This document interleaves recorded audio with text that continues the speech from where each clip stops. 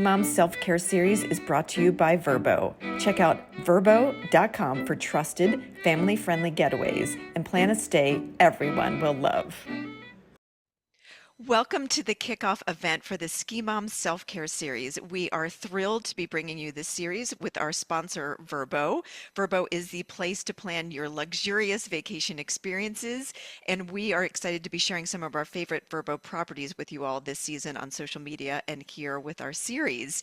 Today, we're going to be diving into fitness and what it means in terms of self-care, and I want to introduce to you a new member of our Ski Moms team, that is Jen Reed. Jen is a ski racer herself, and as we like to say, she's already forgotten more about ski racing than Sarah and I will ever know. She's the mom of 3, and she is joining us today from Colorado to kick off this series. I'm so excited to kick off this first of the 6-part self-care series. And today we have Brenda Buglione here to talk about fitness as self-care. Brenda is the host of Snow Motion TV, and she was also a former member of the U.S. ski team and a competitor on the U.S. Pro Tour. She's also, more importantly, a ski mom. She raised 3 successful D1 ski racers. She's coming to us today from Vail, Colorado. So, Brenda, we wanted to start with a question that we're going to ask all of our guests in this self-care series. What does self-care mean to you, and how do you fit it into your busy day, especially during the ski season? Well, we know as moms, we do come in last place in taking care of ourselves because we want our kids to be completely set up and ready to perform their best and be happy. So for what I'm doing now is really being consistent with my workouts and my ski fitness workouts. So that's what, and I'm making a commitment, I'm carving out the time. And I think the strength training is very important to prepare ourselves for the slopes. Okay, so when we carve out that time, can you tell us what are the most important muscles we should be concentrating on when we want to find strength so that we can have that confidence and avoid injury and just really enjoy ourselves when we go out to ski? But there's so many things that we do in our everyday life that we don't even know, but it's helping us with our strength on the slopes. When we're, for example, hiking up a mountain, we're using concentric contraction.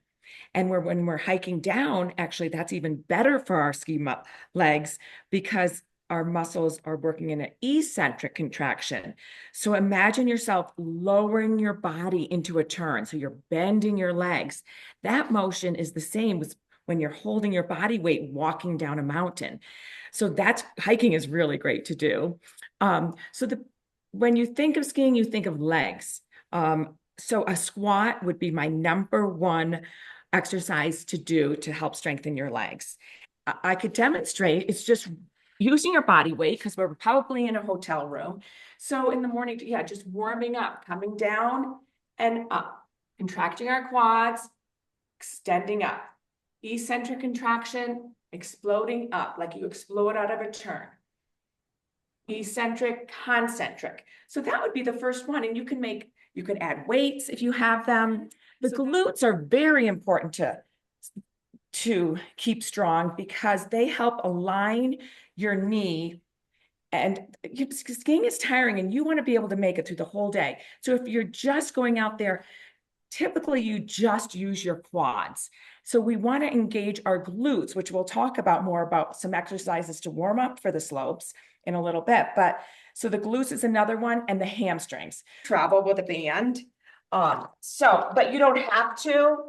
So for the glute exercise, we're going to get low, very low in a squat. And I'm pushing my knees apart. And then I'm going to stay low, and then I'm going to shuffle 1 foot at a time. So I go 10 steps to the left and 10 steps to the other side, because now I'm going backwards. I also walk back, staying in a low lunge, a low squat, 10 back, and 10 front, forward. Then the next thing is your hamstrings. Typically, we're much stronger in our quads than our hamstrings. And we want to keep our legs safe. So we want the balance of both muscles while we're skiing. So a hamstring exercise that I'd like to show you is a Romanian deadlift, which is very easy. And so we're really focusing here on our hamstrings. So I think the side view is good. So I'm going to have a flat back. This is called a hip hinge. My hips are going straight back. My back is flat. I'm putting my weight in my heels, pulling up, squeezing my glutes, lowering straight down, pulling up, squeezing my glutes, keeping my back straight. There's another exercise I do is just a lunge. I don't know if you can see from that, and coming down, and this is great for balance as well. I'm lowering my body is vertical, lowering and up, switching legs, walking back. Lower, eccentric contraction, exploding up. Eccentric contraction, exploding up. I'll do it again this way. Lowering up.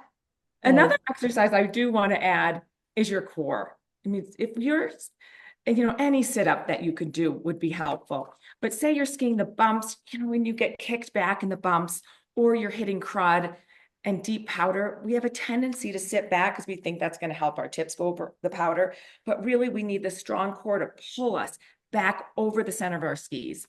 So I'm adding 4. So these are a few exercises to do to help get yourself in shape. We can do those either in a gym or we could do them at home. Yes. What would you say? What could we grab that would give us, and we could obviously just use our body weight. We don't need to use anything in our hands, but let's say we wanted to progress as the season goes along and we want to work on maintaining our, so you say it's the quads, the glutes, and the hamstrings are the key areas. So what could we grab in our house that could... I was traveling and I didn't have weights, and I grabbed a bottle of gin, they have those big handles, and a bottle of vodka, and I used those as my dumbbells. I mean, you really just think about something that will help, strengthen your body. They're all so great. Can you tell us about the overall importance of the 3 that we just focused on, plus the core, the 4th, in preventing injury? Nobody wants to be injured on a ski vacation or on their weekend trip. How does it all work together with these muscles firing at different times? And what are we trying to protect here by getting strong? The statistics show that girls have a higher rate of ACL tears than women and men. So I think we have wider hips, the knees go in a little bit, we have a vagus direction with our hips being wider and our knees more narrow. So that's why it's even more important to do your glutes, because the glute muscle will pull the knee out and align it more straight, and that will help prevent knee injury. Okay. So you had mentioned before warming up. Let's say we're about to hit the slopes, and it might be you're trying to get all of your kids out the door and snacks in the pockets, sunscreen on, get them fed. And, mom sometimes comes last, but we know it's so important to warm up before we hit the slopes. What kind of exercises and stretches or something that you would do either before you walk out the door, or if you don't have time, how can we get this in before we start to ski? Very hard to get it in before you get everyone with all their gear on the slopes. Like we know, goggles, hat, gloves, pass, boots, the whole bit. And they're usually hydrated and have sunscreen, but when we get there, we don't, because we've taken care of them. So I think for me, that's something I'm bringing my sunscreen with me. I'm bringing some water with me. So that's been something that I've started to do, because I seem to not do it in the morning when I'm taking care of everyone else.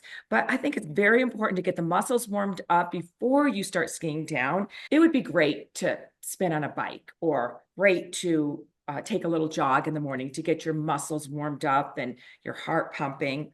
But if you don't have time for that, I like to do a few exercises at the top of the mountain. And one of them is very simple. You just take your skis off and just swing one leg. We've all seen it, just swinging a leg up and back, swinging a leg up and back, and warming up that hamstring, And then another one, just swinging your arms back and forth. Then the next one I do, which I never miss doing before I ski down my first run, is to engage my glutes. You want to engage the glute and start glute muscle and have it firing so that when you come down into that turn, you have more support than just your quad muscle, because you're going to fatigue faster if you don't get that glute going.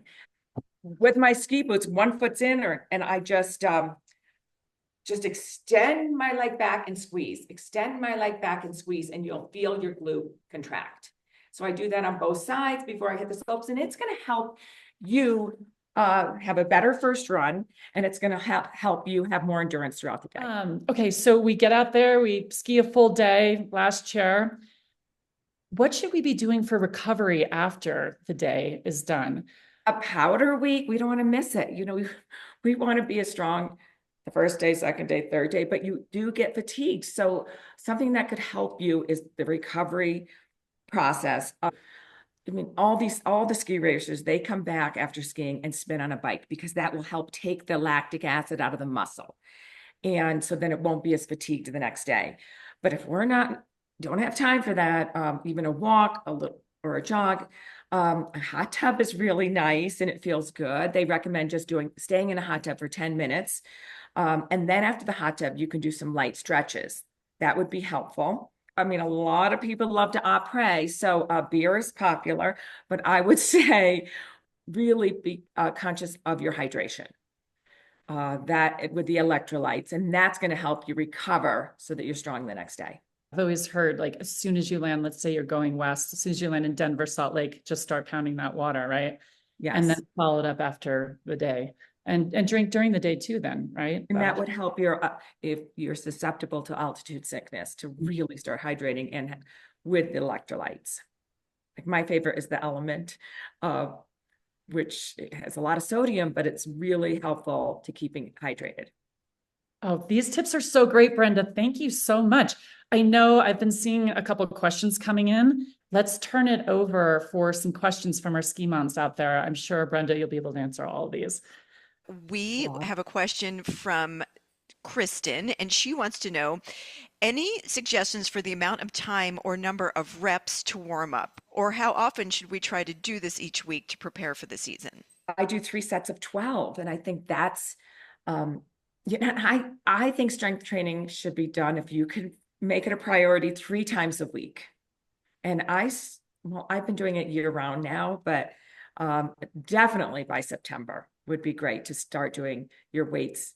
And there's so many exercises I would love to share that I do, even lateral lunges and getting your heart rate. And that's a great one too. Getting your heart rate elevated and exploding out of a turn. So, I do that for 20 seconds and you'll see, you'll be tired. Okay, and then we have another one from Sarah. Do you have a recommended balance between strength training and cardio exercises to stay healthy? And I guess I would add on to this, maybe in our preseason, and then how do we shift that to when we're in our ski season? I would like to go do cardio every day, because it's so emotionally grounding and releasing, and it's beautiful, and you can chat with friends on a walk or bike ride. So that seems a lot easier to do, but we just have to make the time to do the strength training. But there's some people that love the strength training 5 days a week, 5 or 6 days a week. I think we have to do it. I try to do something every day, maybe 1 day off a week, but it's not so strenuous that you don't want to do it. It's just part of our lifestyle that we need to add as we're aging moms. We need to keep our strength up. They're saying that in all the research that we need to weight lift. Okay, another great question from Susan. What role does balance training play in women's skiing fitness? And what exercises should we incorporate into our routine? A great question. I've been doing a lot of balance actually in this exercise class that I've been doing, and I feel like I'm getting so much better. Okay. It's just a single leg. You're lifting your leg, and you want to keep your hips like flashlights facing your mat. You're going to lift one leg, trying to keep the balance like airplanes. and you pull up. It's good for your hamstring as well. And then switch sides. We always want to be doing the same on one side than as the other, because we want to have that balance. Thank you. Nicole, anything Now, else? Donna wanted to know, do you have any general nutrition plan that you follow for ski days? Extra protein, question mark. And I will say we are going to have an entire self-care about nutrition coming up, but let's see if Brenda has any tips. Well, again, as a mother, sometimes we don't make time to eat ourselves. Definitely trying to have a lot of protein in the morning, eggs and even bacon. No, just eggs and if it's cottage cheese, yogurt, fruits. And I bring nuts and granola bars with me, because sometimes sometimes you have you can ski through lunch, and that's if you just want to stop earlier and just keep on skiing through lunch. So I bring things with me for sure. But I think it's not a time to fast in the morning, because you need the energy. And especially in colder temperatures, you're burning a lot of calories. What would you put in your pocket to ski with throughout the day? Or you know that granola bars turn into, you could break your teeth eating. I bring, a gourd, different types of nuts and a little bit of chocolate in there. And I just keep nourishing. And I get, it's take the time. If anyone needs to use the restroom, anyone goes in, take that moment to go fill up a water glass and drink it. And just keep on hydrating. It really pays off. If you are dehydrated, your muscle strength decreases. That's great, because we all know that the nutrition and the exercises and the warm up, all of this goes hand in hand. So thank you. These were such great tips. Thank you so much, Brenda. But like Nicole said, we thought that we would wrap up all of our self-care series by asking our guests to do a quick little ski-specific speed round. Are you game for that? You ready? Sure. Okay. All right, here we go. Ski pants or bibs? Ski pants. Gondola or chairlift? Gondola. First tracks or last chair? Both. If you had to choose. Well, oh brother, I guess first tracks, but it's hard to get out there first tracks. And then I have a tendency to never want to quit because I'm addicted to skiing. So, okay, last tracks. Last tracks, that's a combo of both. Last lift. Last lift.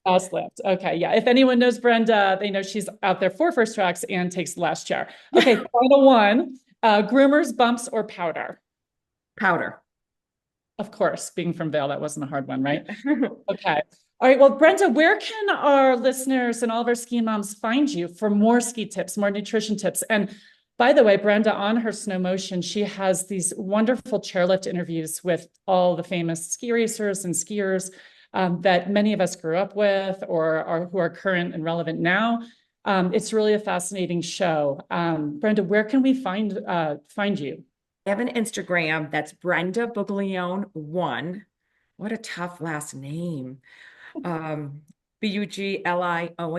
Brenda Buglione 1. And on Facebook, it's Brenda Buglione. And then on YouTube, it's Snow Motion Sports. But you can find the show there. But right now it's airing on Fox SportsNet, all their affiliates, and on NBC Sports and all their affiliates. So wherever you live, you can check your guide. But I do love doing the ski fitness tips on the show, as well as ski tips on Out on the Hill. And the chairlift interviews are really popular. Great. Okay, I can't wait to learn more.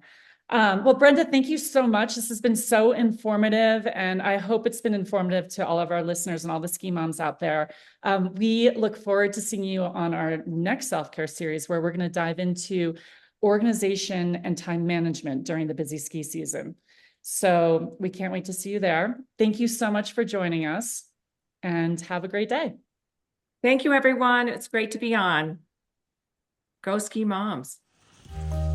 Are you starting to dream about hot cocoa, snowy chairlift rides, and zipping down perfectly groomed trails? Well, so are we. And that's why we're teaming up with VRBO this winter. If you're like us, you're always in planning mode and trying to maximize the fun on your family ski vacations. VRBO's got you covered with private vacation rentals designed for families and friends. Here's why we love VRBO. First up, space. Our family loves to spread out when we travel, and we all know how much stuff a ski trip involves. VRBO has a huge selection of quality homes, often with 3 or more bedrooms, so everyone can spread out comfortably, and there's room for all your gear. VRBO properties offer exclusive homes with amazing views of the mountains, and many with ski-in, ski-out, slopeside access. Oh, and have we mentioned privacy? With VRBO, you'll always get a private vacation rental, meaning no awkward host encounters or shared spaces. It's all yours. Ready for your next adventure? Download the VRBO app or check out vrbo.com for trusted, family-friendly getaways and plan a stay everyone will love.